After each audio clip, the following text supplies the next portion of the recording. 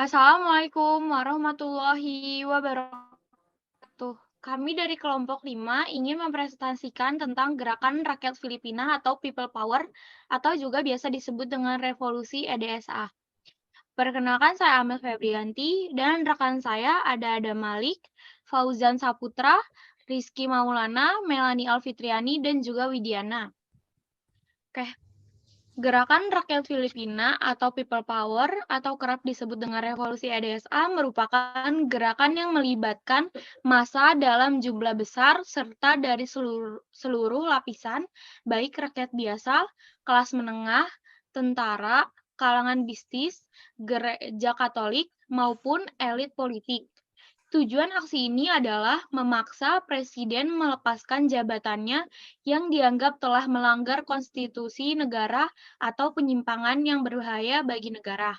Munculnya revolusi EDSA merupakan respon atas diberlakukannya hukum darurat militer yang menyebabkan hak berekspresi dan juga berpendapat menjadi terbatas karena pemerintahan Ferdinand Marcos. Hal yang menyebabkan kemarahan rakyat Filipina sampai mengadakan demonstrasi besar-besaran adalah masa kepemimpinan Marcos yang diktator dan otoriter.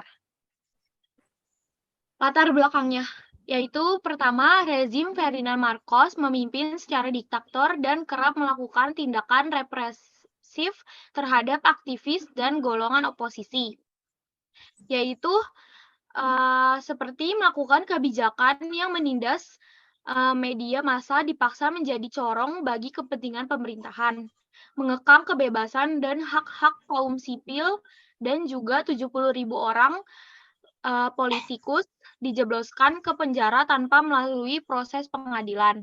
Yang kedua, utang Filipina yang mencapai 25 miliar dolar US pada tahun 1983. Salah satunya disebabkan karena istrinya yaitu Imelda Marcos, orang paling boros dalam belanja, serta mengoleksi kurang lebih 3.000 pasang sepatu dan mengoleksi perhiasan serta baju dari desainer ternama. Dan Marcos juga kalau mengimpor tidak membayar bea pajak. Terus yang ketiga adalah pembunuhan terhadap mantan senator Benigno Aquino Jr. pada 21 Agustus 1983. Pembunuhan Aquino ini bernama Ronaldo Galman. Ia ditemukan tergeletak tak bernyawa di samping jenazah Aquino. Tapi warga Filipina curiga dengan Marcos, tapi Marcos menegaskan bahwa bukan dirinya yang menyuruh Ronaldo Galman, tapi rakyat Filipina tidak percaya. Terus yang keempat ada indikasi kecurangan pada pemilu tahun 1986 yang dilakukan oleh Ferdinand Marcos. Contohnya dengan mengganti 30 anggota KPU dengan orang kepercayaan Ferdinand Marcos.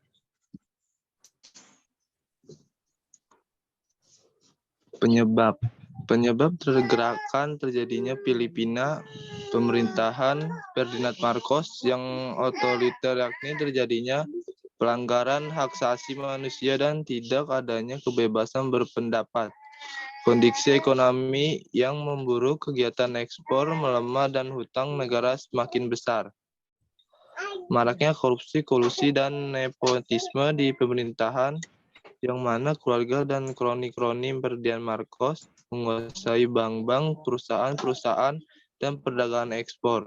Pembunuhan Benigno, Simon, dan Ninoy Aquino Jr. yaitu seorang politikus dan tokoh utama yang menentang pemerintahan, menentang Presiden Ferdinand Marcos, yang mana ia ditembak saat menuruni anak tangga pesawat dan meninggal tragis di rumah sakit.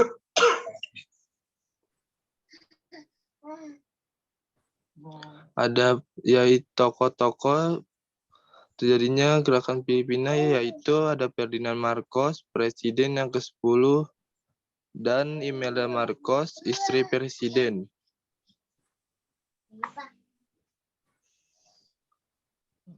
Yang ketiga yaitu Benigno Aquino Jr., pengkritik Marcos, dan suami Maria Corazon Aquino dan Maria Corazon Aquino, presiden setelah Marcos digulingkan. Kardinal Sin, pemimpin gereja Katolik, Fidel Ramos, panglima angkatan senjata, dan Juan Ponce Early, Menteri Pertahanan. Mereka bertiga membantu untuk naik jabatannya.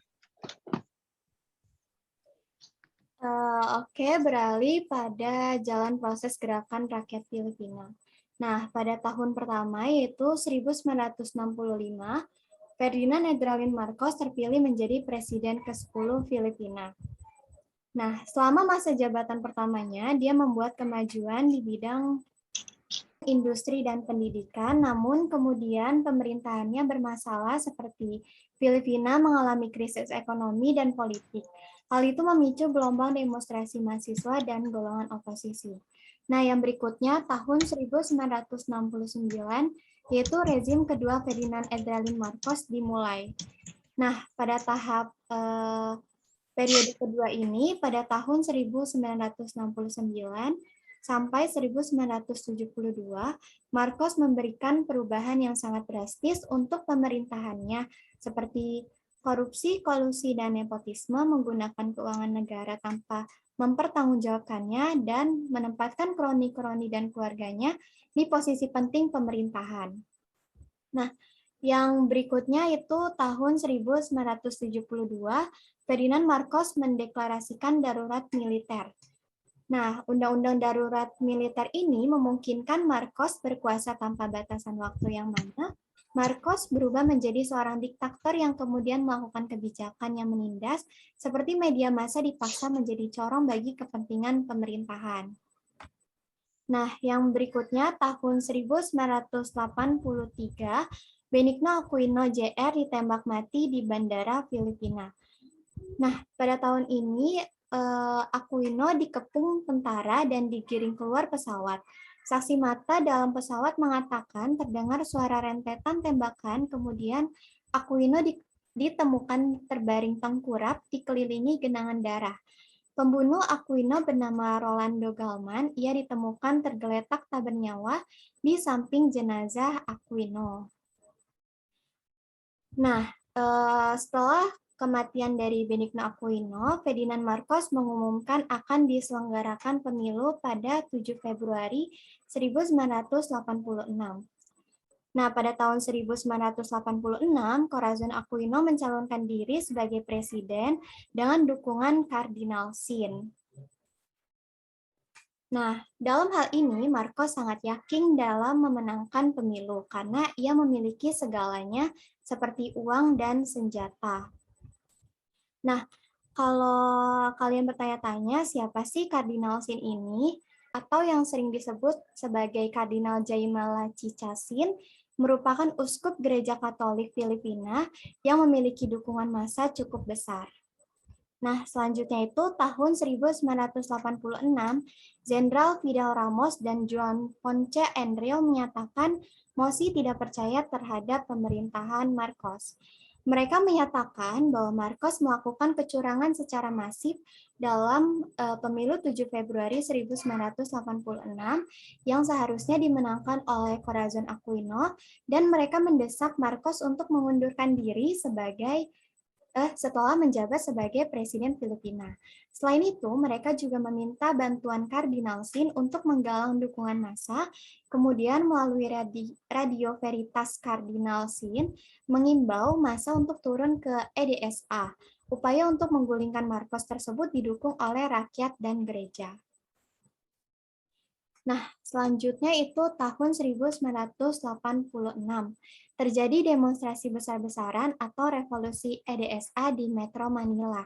Hal ini terjadi karena jutaan rakyat langsung memadati Jalan Epifanio de los Santos Avenue atau EDSA dan melakukan demonstrasi. Selanjutnya, tahun 1986, Marcos menyuruh Jenderal Fabian Crisologo Sfer menghentikan massa dengan helikopternya. Di sini, Jenderal Fabian Crisologo merupakan orang kepercayaan Marcos. Marcos menyuruh mengancam atau membombardir lokasi massa EDSA dengan memanggil helikopter dan pesawat tempur. Tidak lama kemudian, pesawat itu terbang di atas lokasi. Massa hanya pasrah dengan berlutut dan berdoa, tetapi di luar dugaan, para pilot mendarat serta melambaikan bendera putih dan bergabung dengan massa.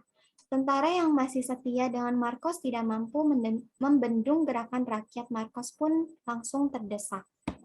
Nah, berikutnya itu tahun 1986, Mahkamah Agung Filipina melantik Corazon Aquino menjadi Presiden Filipina yang baru. Pada 26, Ferdinand Marcos kemudian melarikan diri ke Honolulu, Hawaii, Amerika Serikat.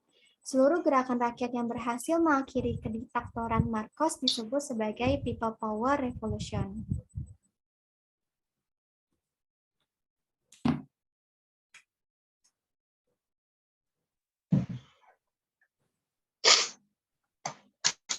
Dampak positif People Power Filipina yang A, kebebasan manusia atau kehormatan yang lebih besar terhadap hak asasi manusia.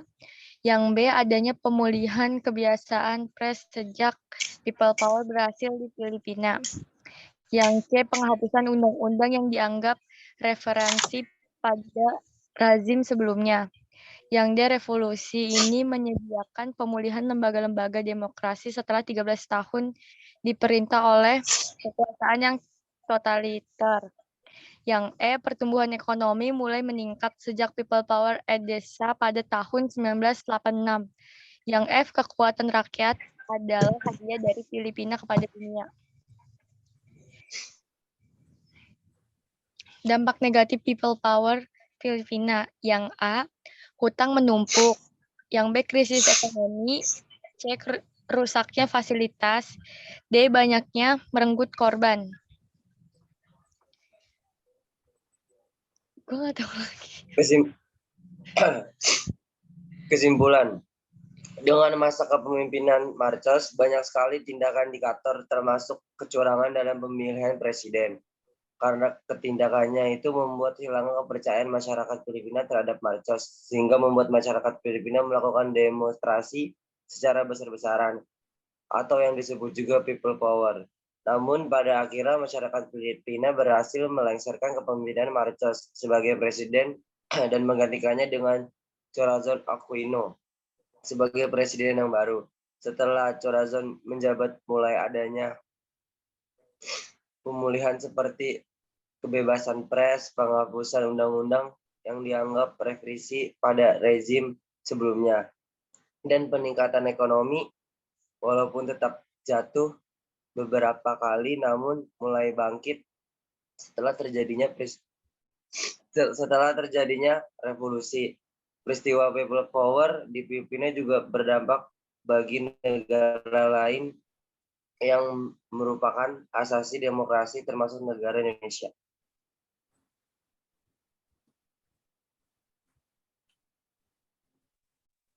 Persamaan Presiden Ferdinand Marcos dengan Presiden Soeharto. Sosok Ferdinand Marcos mengingatkan pada pemimpin Orde Baru, Soeharto, yang pernah menjabat sebagai Presiden Indonesia. Ada persamaan mencolok pada kedua pemimpin ini. Mereka menjadi pemimpin negara yang bertindak dengan tangan ajaib. Tidak boleh ada yang melawan dan menentang. Yang melakukannya pasti lenyap. Duanya bernasib sama, yaitu akhirnya harus jatuh oleh kekuatan rakyat people power. Keduanya dianggap telah memakai uang negara begitu banyaknya, sehingga keduanya terkadang lupa fungsi dan tugas sebagai kepala negara untuk mensejahterakan rakyatnya. Banyak hal yang dapat kita pelajari dari kepuasan mereka sebagai presiden, yaitu jangan pernah memutlakkan kekuasaan, jabatan maupun harta. Pesan dari keduanya sangat jelas. Jangan contohi teladan yang buruk, jangan tiru cara yang salah, jangan terapkan gaya yang keliru. Oleh karenanya, jadilah pemimpin negara yang jujur dan bijaksana, supaya generasi muda dapat mencontoh melalui pendidikan moral dari tokoh-tokoh terdahulu yang bisa menjadi cerminan diri bagi pemimpin masa depan. Oke, untuk tambahannya, Ferdinand Romualdez Marcos atau yang kerap dipanggil dengan Bongbong Marcos merupakan anak dari Presiden ke-10 yaitu Ferdinand Marcos dan Imelda Marcos. Dan sekarang dia telah menjabat sebagai Presiden Filipina yang baru dilantik pada awal tahun 2022. Dan belum lama si Bongbong Marcos ini bertamu ke Indonesia untuk bertemu dengan Presiden Joko Widodo untuk membicarakan hubungan bilateral Filipina dan Indonesia. Guys, segitu aja dari kelompok kami. Kurang lebihnya mohon maaf. Wassalamualaikum warahmatullahi wabarakatuh.